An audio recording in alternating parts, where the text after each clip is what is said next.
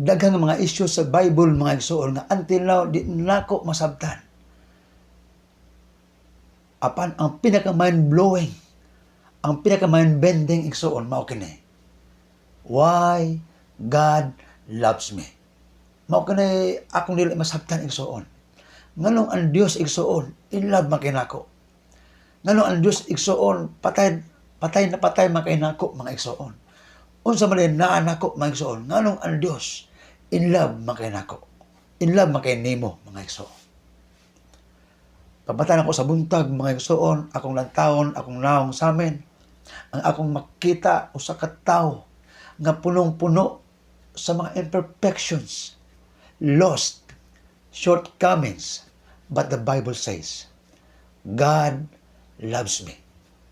Mo kaya di na ako masabtan mga igsoon. Diba sa Jeremiah 31 verse 3, sumingon dana, I have loved you with an everlasting love, and therefore, with my loving kindness, I have drawn thee. Kung siya, tao, gihigugma ka ikaw sa gugma nga walay katapusan. Ug uban sa akong mahigmaong kalulot, gidani ko ikaw. Wow! Grabe ang gugma sa Diyos igsoon sa atong mga kinabuhi. Di ba sa Isaiah, sa tungingon dito, makalimot man ang usa ka inahan sa iyang anak nga masuso. In other words, makalimot man ang usa ka inahan sa iyang anak nga puya. Apan ang Diyos nga ingon, dili ug dili siya makalimot nimo ug nako mga igsoon. Ingon siya, see, I engrave you in the palm of my hands. Yatang giukit igsoon sa iyang mga palad. Nganong iya matang gikulit igsoon sa iyang mga palad.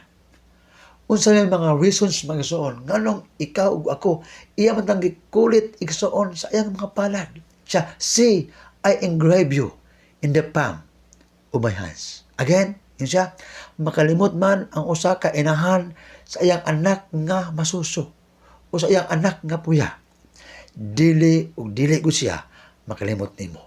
Ingon anak ka kapalangga sa Dios mga igsoon. Ingon siya, see, I engrave you in the palm of my hands. Nganong iya matang gikulit sa iyang mga palad mga igsoon.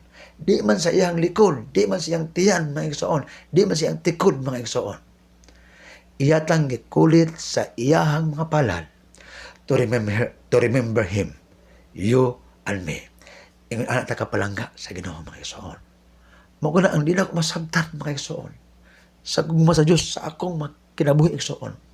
Bisan unsa ta kay igsoon kay makakasala, unsa ta kay igsoon ka hugaw mga igsoon, unsa ta ka hangol mga igsoon. Apan ang iyang gugma igsoon. Kanunay kini kasunod-sunod kanato. Psalm 23 verse 6 ingon diha, surely goodness and mercy shall follow me all the days of my life, and I will dwell in the house of the Lord forever.